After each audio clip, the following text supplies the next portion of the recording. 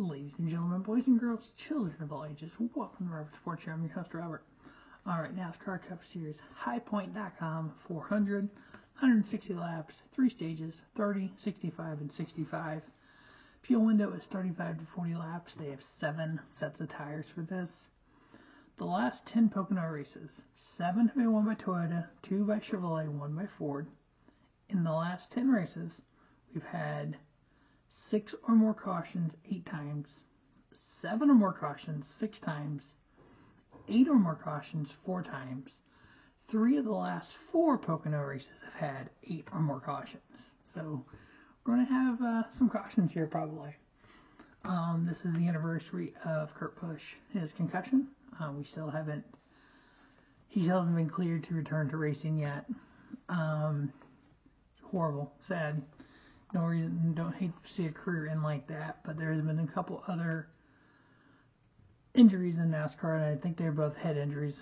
At least one of them was, where the driver was able to come back a few years later.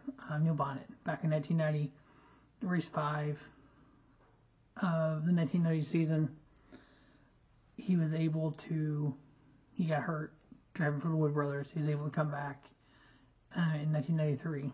So he missed like 2.5, almost 3 seasons. Race 18, he was 43 when he got hurt, 46 when he came back. He was able to come back and run a few races. Ernie Irvan in 1994, into 95. In 94, he was lights out, the best car of that year. Got hurt, race 20. A year and 7 races later, was able to come back. Had about a 4-year career. He was 35, sorry, he was 35 when that all happened. Like I said, Neil Bonnet was 43 when he got hurt. Kurt was 44 when he got hurt. So we've seen drivers get hurt, what was assumed to be career-ending injuries, and they were able to come back. So fingers crossed for Kurt.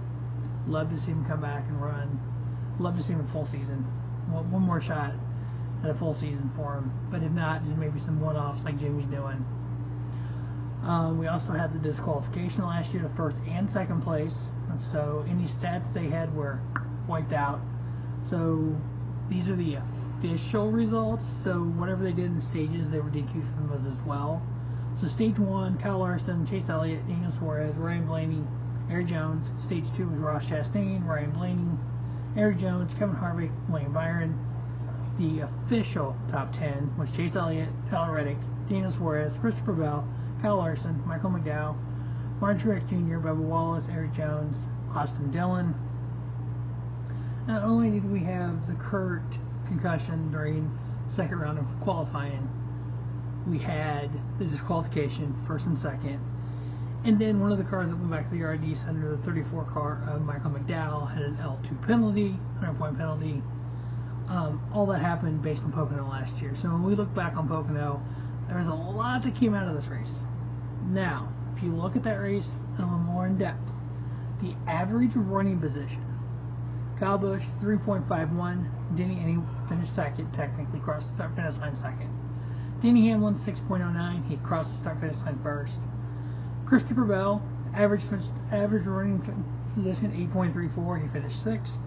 Kyle Larson, average running position 9.18, finished 7th. Chase Elliott, 10.3 was his average running position all day, he ended up finishing 3rd. Ross Chastain. Now remember, this is the race where Ross was on the outside of Denny ran him up. Ross got out of the groove, got into the wall. Ross ended up finishing 34th. He had an average running position of 10.93 during the race. Daniel Suarez had an average running position of 11.02, and he finished 5th. Did that piece of tape matter that much to the aero of those 2 Toyotas? We will never know. Could it have helped? Yes.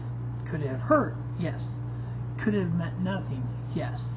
But rules are rules. They broke a rule. They were disqualified. We move on.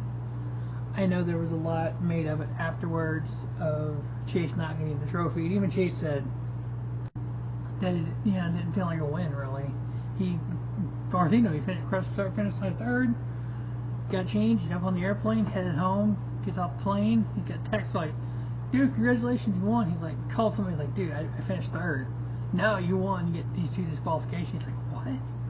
Yeah, there was a video online that Denny Hamlin did. He's eating breakfast with the trophy and the piece of tape from the trophy's the eagle's mouth on the trophy. Yeah, I mean, craziness. Laps spent in the top 15 of that race. 160 lap race. Kyle Busch was in the top 15 at 158 laps. Denny Hamlin 143, Kyle Larson 140, Christopher Bell 139, Martin Truex Jr. 137, Tyler Reddick 130, Chase Elliott 127.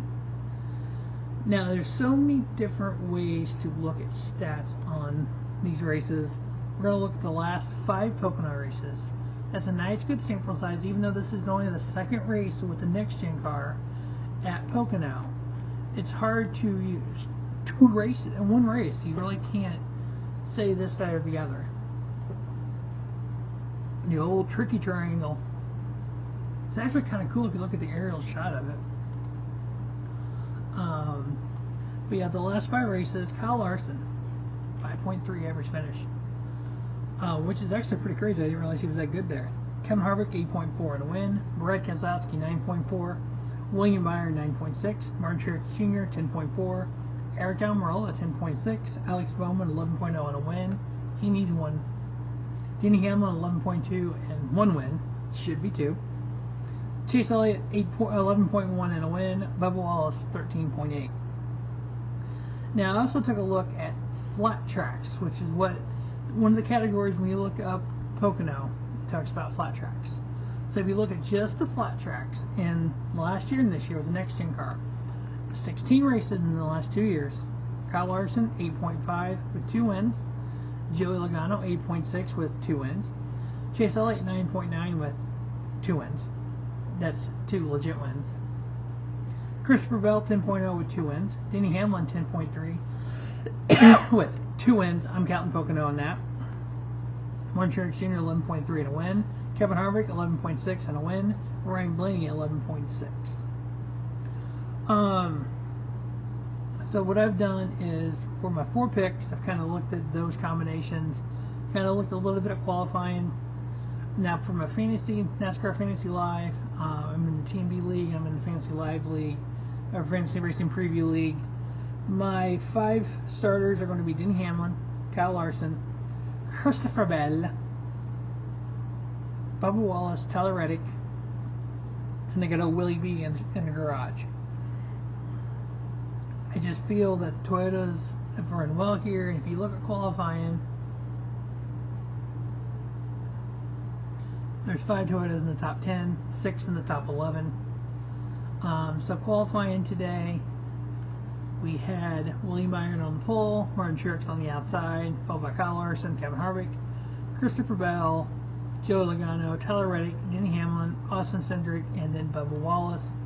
Bubba Wallace didn't make a second lap time. He got into the wall. I haven't watched it. I just heard about it.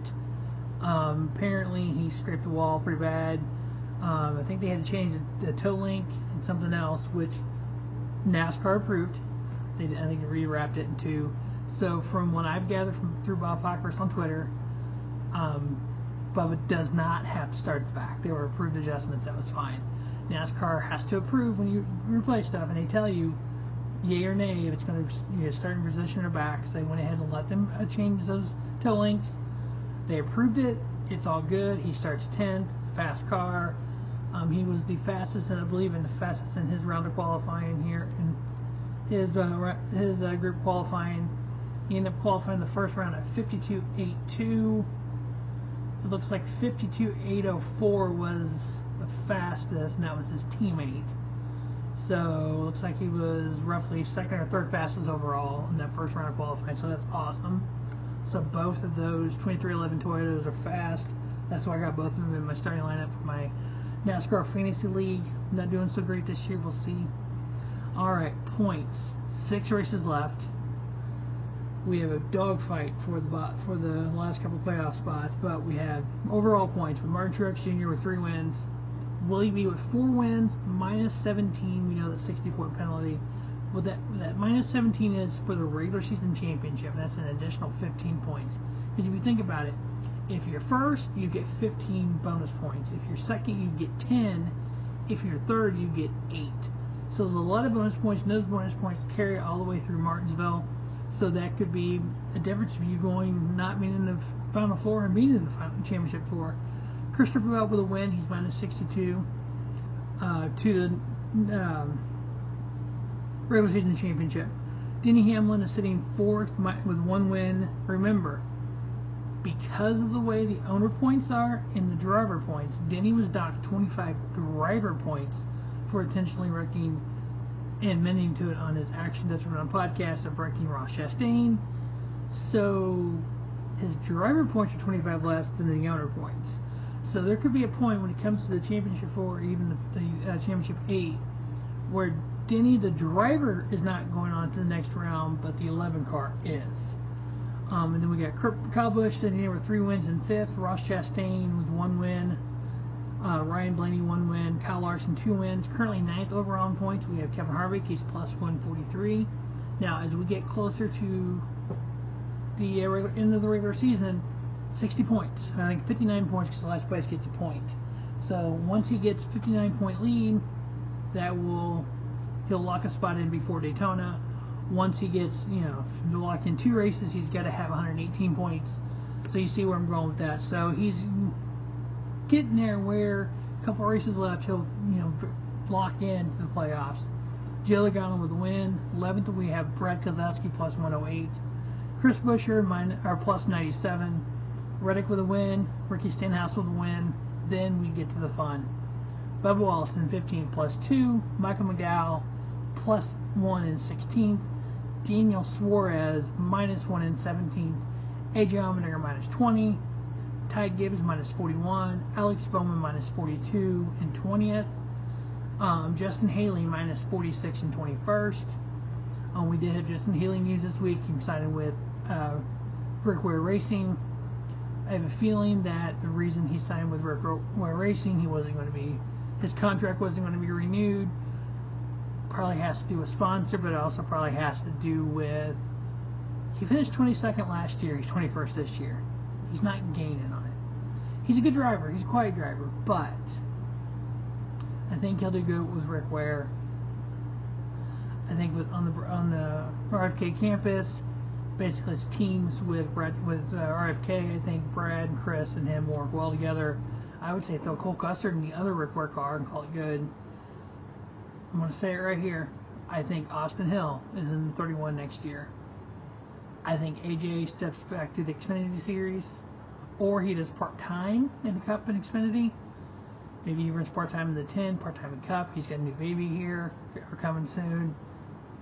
SVG in the 16, Austin Hill in the 31. My predictions for Kaulig Racing 2024 Cup. Chandler Smith, 1 more year in Xfinity, along with Daniel Hemrick. The number 10 will be AJ in the 10, and AJ will drive the 13 in Cup. And then 25, I actually put this out on social media. I thought this, because people were like, oh no, RC is going to block anybody from something. No, RC is not going to block Austin Hill. In 25, I feel Austin Hill goes to RC. Austin Hill is going to retire, run Richard Childress Racing with his dad, do his rodeo stuff he likes to do on the side.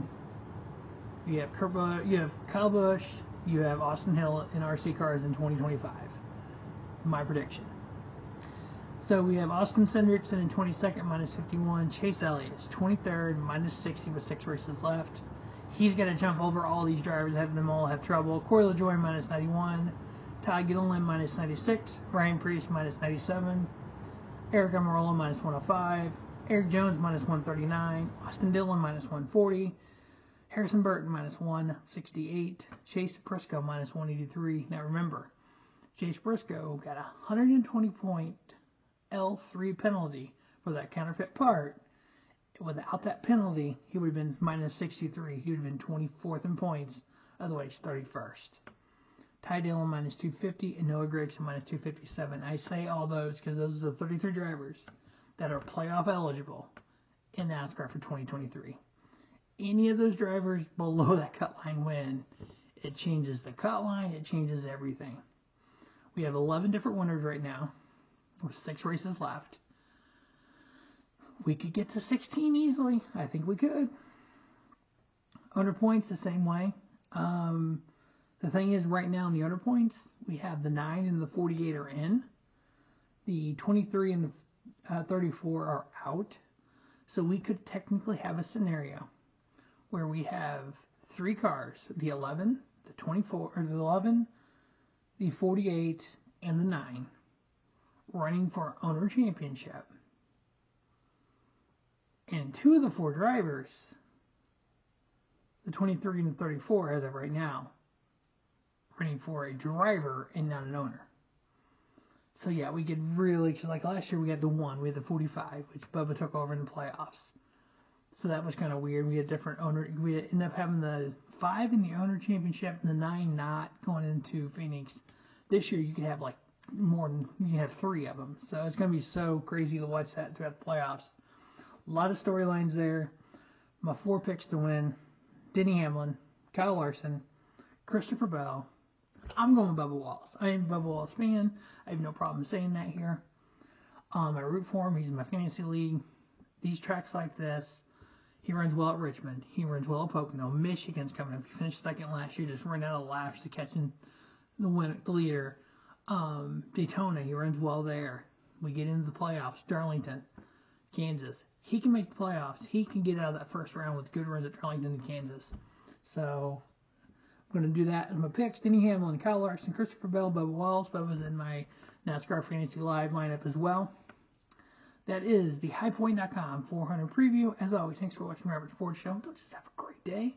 Have a spiffy day. Robert Sports Show, your YouTube leader, sports sound content.